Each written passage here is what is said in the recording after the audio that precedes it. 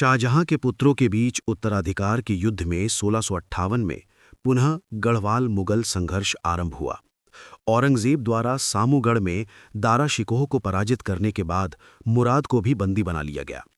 दिल्ली और आगरा पर अधिकार करके उसने स्वयं को सम्राट घोषित कर दिया, परंतु अभी उसके सामने दो बाधाएं अपने भाई शुजा और दारा शिकोह के पुत्र सुलेमान शिकोह के रूप में मौजूद थीं। सुलेमान शिकोह के पास एक विशाल सेना थी और उसे युद्ध संचालन का भी अनुभव था। दारा के लाहौर भागने के बाद औरंगजेब ने एक सेना इलाहाबाद के किले पर आक्रमण करने और सुलेमान शिकोह की सेना को भंग करने के लिए भेजी। इससे उसकी सेना में खलबली मच गई। जयसिंह ने सुलेमान शिकोह को श्रीनगर में पर्वतीय राजा के यहाँ सुरक्षित स्थान बताकर शरण लेने की राय दी। हरिद्वार में गंगा के पूर्वी तट पर 5-6 हजार सैनिकों के साथ वो था और दूसरे तट पर फिदाई खां केवल 50 घुड़सवारों के साथ था। फिदाई खां ने ये खबर फैला दी कि शाइस्ता खां विशाल सेना के साथ हरिद्वार पहुंच गया है।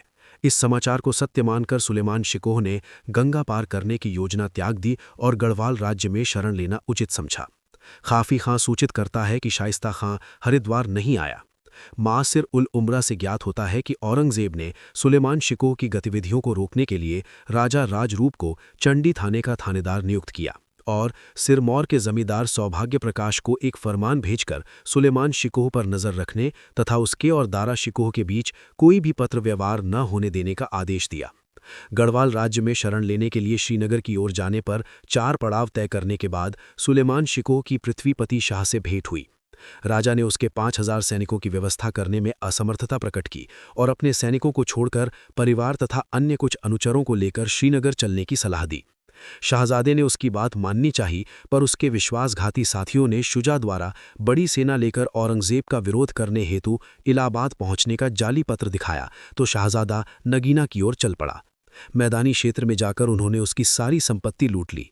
विवश होकर उसे श्रीनगर की ओर लौटना पड़ा।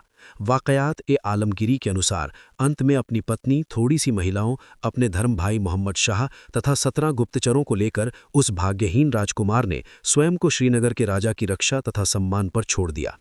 औरंगजेब के लिए सुलेमान शिकोह मुगल सिंहासन के दावेदार के रूप में सामने आ सकता था, अतः आक्रमणों के द्वारा भी जब शाहजादे को पाने में औरंगजेब को सफलता नहीं मिली तो उसने कूटनीति का सहारा लिया। इसी बीच राजा जयसिंह ने गढ़वाल के राजा को कई पत्र लिखकर शाहजादे को औरंगजेब को सौंप देने और शाही प्रकोप से बचने का परामर्श दिया, पर वो किसी भी स्थिति में शरणागत के साथ विश्वासघात करने के लिए तैयार न था। उसके पुत्र मेदिनी शाह ने अपने पिता के विपरीत गढ़वाल पर आई हुई इस विपत्ति को टालने के लिए सुलेमान शिकोह को बंदी बनाकर औरंगजेब को सौंप देने का निश्चय किया। संभवतः इस योजना से मेदिनी शाह ने राजा जयसिंह को अवगत करा दिया था, क्योंकि मासिर उल उमरा का लेखक लिखता है कि श्रीनगर के राजा ने जयसिंह की मध्यस्थता से सुलेमान शिकोह को औरंगजेब को सौंपने की इच्छा प्रकट की थी। अतः जयसिंह के पुत्र राम सिंह को ये दायित्व सौंपा गया। डबराल ने लिखा है कि मेदिनी शाह स्वयं शाहजादे को लेकर भाबर प्रदेश में आया और 27 दिसंबर 1660 में उसने संभवतः कोट द्वार के पास उसे राम सिंह को सौंप दिया। मेदिनी शाह के इस कार्य से प्रसन्न होकर औरंगजेब ने उसे 2000 जात और 1000 सवार का मनसब प्रदान किया।